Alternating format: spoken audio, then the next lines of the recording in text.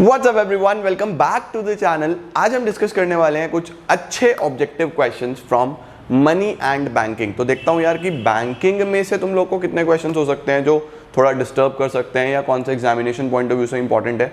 Check करते हैं कि कितना आपको मनी एंड बैंकिंग में आ चुका है और कितना तुम लोग को अभी और पढ़ने की जरूरत है। तो आइए लेट्स बिगिन।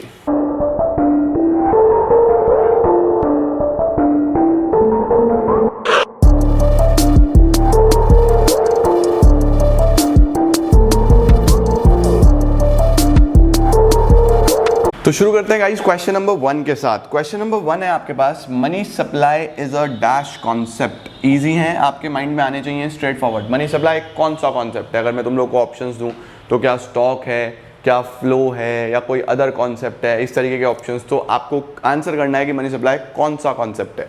तो देखो, दो प्रकार के कॉन्सेप्ट होते हैं। एक होता है जो एक पॉइंट ऑफ टाइम पे मेजर करा जाता है और एक होता है जो over a period of time major करा जाता है। तो जो एक पॉइंट ऑफ टाइम पे मेजर करा जाता है उसको बोलते हैं स्टॉक, और जो over a period of time major करा जाता है उसको बोलते हैं flow.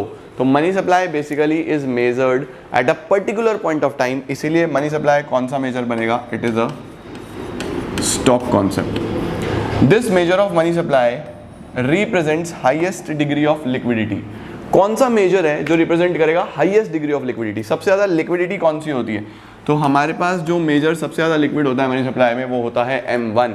Although we have 4 measures, M1, M2, M3, M4, लेकिन जो सबसे ज़्यादा लिक्विड होता है वो M1 होता है। आपके सिलेबस में भी M1 ही है, तो क्वेश्चन M1 से ही बनेगा। M1 के कंपोनेंट्स भी देख लेना, उसमें क्या क्या है, currency and coins, demand deposits, other deposits. ठीक है, तो आपके पास ये मेनली हमारे पास सबसे ज़्यादा रिप्रेजेंट करता है highest degree of liquidity. Formula for money multiplier will be, money multiplier का क्या फॉर्मूला होता है? मनी मल्टीप्लायर के हमारे पास टोटल 2 फॉर्मूलाज हो जाते हैं। सबसे पहला एक फॉर्मूला होता है हमारे पास 1/LRR, ये आपको पता होना चाहिए। और दूसरा एक फॉर्मूला और होता है हमारे पास total deposits divided by initial deposits. Total deposits divided by initial deposits. तो याद रखना, मल्टीप्लायर का एक नहीं 2 फॉर्मूलाज होते हैं। एक होता है 1/LRR और दूसरा होता है total deposits divided by initial deposits. ये याद रखेंगे, इंपॉर्टेंट है। मल्टीप्लायर से क्वेश्चन आएगा एग्जामिनेशन में 100%। अब देखो, इनिशियल डिपॉजिट्स थे 3000, LRR था 10%। आपको बताना है कि टोटल डिपॉजिट्स कितने क्रिएट होंगे। सॉल्व कर लो अपनी अपनी कॉपीज में, वीडियो को पॉज करके सॉल्व करो, आंसर निकालो और चेक करो। इनिशियली हमें जो डिपॉजिट्स मिले वो 3000 के मिले। बैंक ने जो रिजर्व मेंटेन करने हैं वो 10% के करने हैं। तो आपको कितना टोटल डिपॉजिट बनेगा? तो सबसे पहले आपको कैलकुलेट करना पड़ेगा मल्टीप्लायर। मल्टीप्लायर कैलकुलेट होगा 1/LRR, ठीक है, यानी 1/10%। तो इसको कैसे लिखूँ मैं? 1/10/100, ये 100 ऊपर चला जाएगा, 100/10, 10 टाइम्स आ जाएगा। कितना आ जाएगा हमारे पास? 10 टाइम्स। आप इसको 1/0.1 भी लिख सकते थे, तब भी वही आता आपके पास। तो 10 टाइम्स आ गया हमारे पास। अब इनिशियल डिपॉजिट्स 3000 के थे। इनिशियल डिपॉजिट्स अगर 3000 रुपये के थे तो 3000 से 10 गुना पैसा बन जाएगा, 30,000 रुपये। अब चलते हैं क्वेश्चन नंबर 5 की तरफ। क्वेश्चन नंबर 5 क्या है? बेसिकली टोटल डिपॉजिट्स हैं आपके पास 1600, इनिशियल डिपॉजिट्स हैं 200, LRR निकालना है यार। LRR आपको फाइंड करना है। तो चलो फिर से वीडियो को पॉज करो और बहुत ध्यान से तुम लोग सॉल्व करो इसको। हमारे पास टोटल डिपॉजिट्स हुए 1600, इनिशियल डिपॉजिट्स हुए 200। देखो यार, टोटल डिपॉजिट्स अगर 1600 हुए, मल्टीप्लायर का फॉर्मूला है total deposits divide by initial deposits. Initial deposits 200 के थे, ये आ गया 8 गुना पैसा बन रहा है। मल्टीप्लायर 8 टाइम्स आ गया। और एक फॉर्मूला और होता है मल्टीप्लायर का 1/LRR is equal to multiplier is equal to 8। तो बेसिकली हमारे पास अगर आप यहाँ से देखते हो तो 1/8 इज इक्वल टू LRR। 1/8 आ गया हमारे पास। तो 1/8 को मैं क्या बोल सकता हूँ? ये वैल्यू आ गया बेटा जी हमारे पास 0.125 या फिर 12.5%। कितना वैल्यू आ गया हमारे पास? 12.5%। ये स्ट्रेट फॉरवर्ड आपके पास वैल्यू आ जाता है। अगर आपको मल्टीप्लायर निकालना है तो सीधा सीधा फॉर्मूला है, पहले आपको क्या करना होगा? आपको इसमें सबसे पहले मल्टीप्लायर निकाल लेना होगा 1600/200। कितना आ गया? 8 टाइम्स। 8 टाइम्स आने के बाद 1/LRR यानी कि 1/8, सीधा सीधा आंसर आ गया 0.125 या 12.5%। ठीक है, इसके बाद नेक्स्ट क्वेश्चन पे चलते हैं।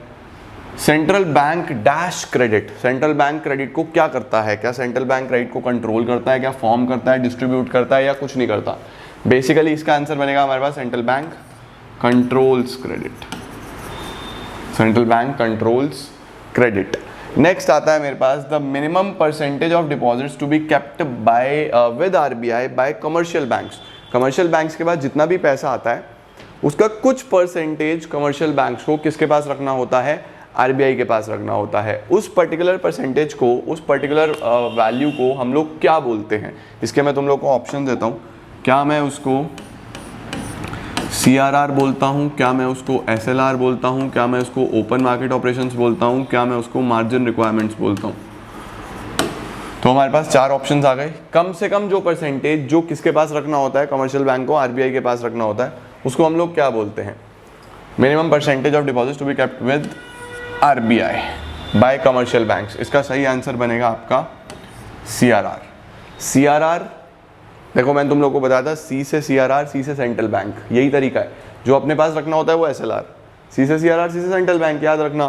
ठीक है, अच्छा 1 rupee notes and coins are issued by, कौन इशू करता है? 1 रुपये का नोट्स और कॉइन्स कौन इशू करता है? These are issued by central bank? नहीं, these are issued by ministry of finance,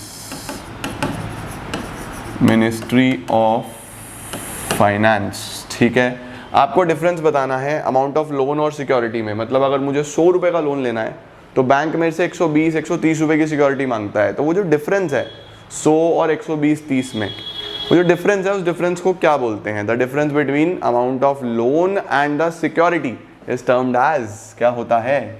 इसको हम बोलते हैं बेटा जी मार्जिन रिक्वायरमेंट्स। इसको हम लोग क्या बोल देते हैं? Margin requirements. ठीक है, buying and selling of government securities. Next question आ रहा है, question number 10। Buying and selling of government securities from और to the public by RBI. अगर आरबीआई मनी सप्लाई को कंट्रोल करने के लिए गवर्नमेंट सिक्योरिटीज की सेल परचेज कर रहा है, buying and selling of government securities to या फ्रॉम पब्लिक, और आरबीआई कर रहा है, तो उसको हम क्या बोलते हैं? सोचो सोचो सोचो, आना चाहिए। इसको हम लोग बोल देते हैं straightforward open market operations. इसको बोलते हैं ओपन मार्केट ऑपरेशंस। तो buying and selling of government securities to and from public by RBI is termed as open market operations. तो ये थे हमारे पास कुछ अच्छे क्वेश्चंस मनी एंड बैंकिंग में से। कुछ और क्वेश्चंस भी अभी आएंगे, बट मुझे तुम लोग को एक क्विक रिवीजन देना था और तुम लोग को सारी चीज़ें दिखानी थी कि किस प्रकार के क्वेश्चंस पूछे जा सकते हैं। तो ये अच्छे क्वेश्चंस थे जो आपको आने चाहिए। अब मुझे कमेंट सेक्शन में ज़रूर बताना कि कितने मार्क्स तुम लोग के आए हैं आउट ऑफ 10। 10 on 10 कितने बच्चों के आए, 9 on 10 कितने बच्चों के आए, 8 on 10 कितने बच्चों के आए। तो आपको बताना है कितने कितने नंबर आप लोग लेके आए हो।